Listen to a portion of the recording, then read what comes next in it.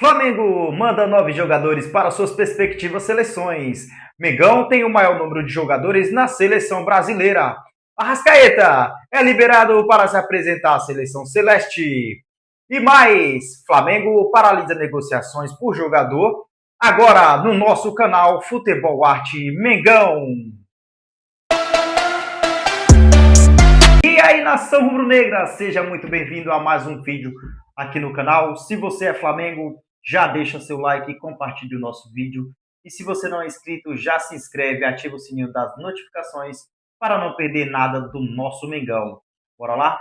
Flamengo manda nada menos que 9 jogadores para defenderem suas respectivas seleções no maior torneio de futebol mundial.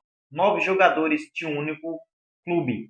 Pela seleção brasileira, o professor Carlos Ancelotti aí, né, chamou o Danilo, lateral experiente, referência dentro e fora de campo, Alexandro, Léo Pereira, o nosso guerreiro, né, defensor que cresceu absurdamente nos últimos anos aí e que hoje é titular absoluto da zaga do Mengão, o nosso xerife ali, né? E claro, o Lucas Paquetá, 4 jogadores do Flamengo no coração da seleção brasileira.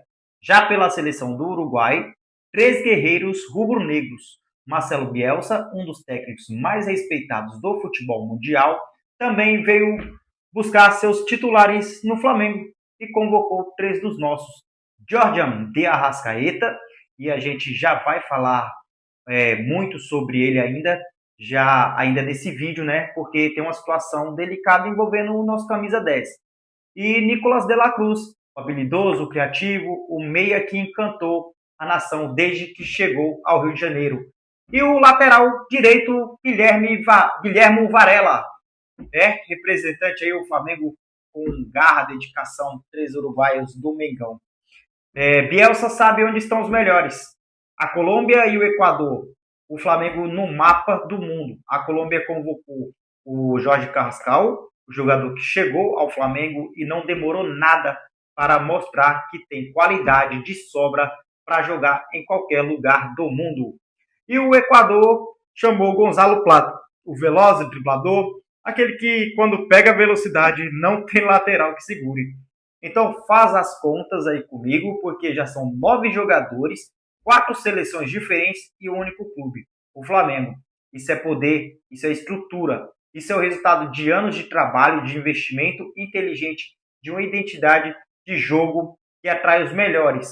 O peso histórico dessa convocação pela seleção brasileira, nação, o Flamengo se consolida aí, né, como o terceiro maior fornecedor de jogadores da história da seleção brasileira em Copas do Mundo. Terceiro maior da história. Isso não é de hoje, isso é uma construção que atravessa gerações aí de jogadores, de presidentes, de torcedores, né, que acreditaram no projeto. E neste ciclo específico, nenhum clube brasileiro cedeu mais jogadores à seleção do que o Flamengo. Isso sem contar os representantes, né, do Uruguai, da Colômbia e do Equador. Quando a Copa do Mundo começar em junho, nos Estados Unidos, no México e no Canadá, você vai ligar a sua televisão aí e vai ver o Flamengo em campo. Não metaforicamente, literalmente, em praticamente todo jogo de seleções sul-americanas. Vai ter lá um rubro-negro, né, em campo. Mas, nação, agora preciso trazer um assunto, né, que a torcida acompanha com muita atenção e, é claro, com muita preocupação. Vamos falar do nosso camisa 10 aí, do nosso Jordan de Arrascaeta. Nesta segunda-feira, dia 18 de maio, o Flamengo confirmou oficialmente, né, a liberação do meia para se apresentar à seleção do Uruguai. O camisa 10 do Mengão vai para seu país natal e vai continuar o tratamento de sua lesão, lá sob os cuidados da equipe médica da Celeste. O que aconteceu com a Arrascaeta? Para quem está chegando agora e ainda não sabe o que aconteceu, deixa eu lembrar, né? Deixa eu te contar. No dia 29 de abril, o Flamengo enfrentou pela Libertadores o Estudiantes, em território argentino. E logo no início da partida, a Arrascaeta disputou uma bola de uma forma que deixou todo mundo, né, com o coração na mão. Ele caiu, ficou no chão e já dava para perceber que a situação era grave. O atleta foi encaminhado diretamente ao hospital ainda durante o jogo. No dia seguinte, os exames confirmaram o pior: fratura na clavícula direita, e não era um caso de esperar passar. O jogador precisou ser submetido a uma cirurgia, um momento duríssimo para ele e para a família, e claro, para toda a nação que ama o Arrascaeta aí, né, o nosso camisa 10. O sinal de alerta para a Copa do Mundo, onde bate aquela preocupação real com o Arrascaeta. Aparece na pré-lista de Marcelo Bielsa para a Copa do Mundo, e ele é peça fundamental nos planos do técnico uruguaio. E não é exagero nenhum dizer isso, porque o nosso camisa 10 do Flamengo é o cara que organiza o jogo do Uruguai. É quem cria, quem distribui, quem decide nos momentos mais importantes. Sem ele, o Uruguai é um time completamente diferente. O problema é que a Copa do Mundo começa em junho, e uma fratura na clavícula com cirurgia tem um tempo de recuperação que precisa ser respeitado. A presença do camisa 10 no torneio ainda é incerta. O próprio departamento médico do Flamengo já comunicou isso com transparência à seleção celeste. A boa notícia é que desde a lesão de Arrascaeta, ele se dedicou, né, os dias aí integralmente à fisioterapia nas dependências do clube, pela manhã, pela tarde e até os finais de semana. O jogador não parou um segundo e o resultado disso começa a aparecer. O departamento médico do Flamengo divulgou que o camisa 10 evoluiu bem sem sentir dores na região operada, e isso é fundamental. Quando a dor começa a ceder, quando o corpo responde ao tratamento, o processo de recuperação ganha outra velocidade. A liberação do clube para que a Arrascaeta viaje ao Uruguai e continue o tratamento com a equipe médica da Celeste também diz muito isso.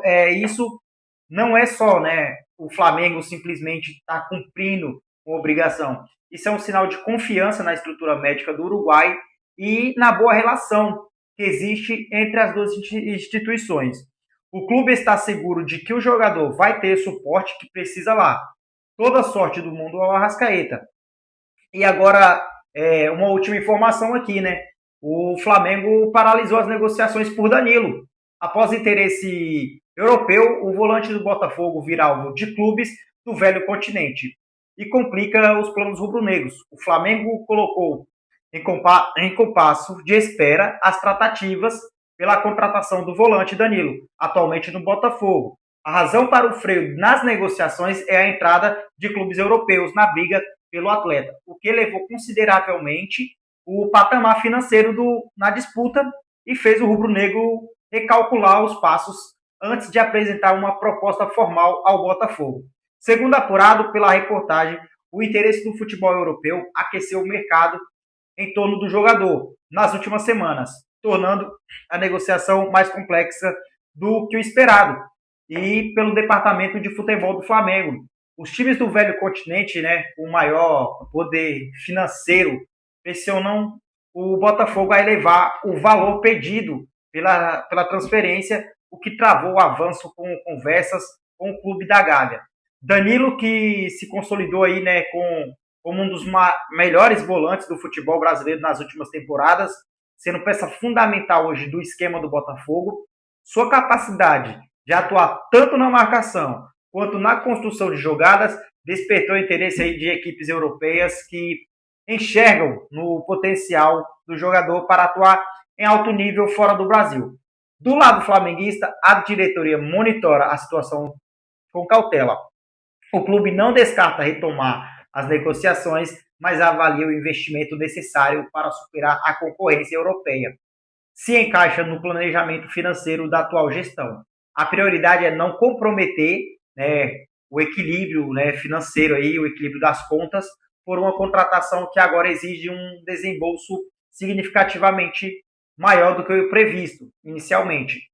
Por hora, a bola da vez está com o Botafogo e com o próprio atleta, né, com o próprio Danilo aí, que deverá definir em breve qual será o próximo passo em sua carreira. Saudações rubro-negras, eu sou Vitor Luz e volto a qualquer momento com mais notícias do nosso Mengão. Forte abraço, isso aqui é Flamengo!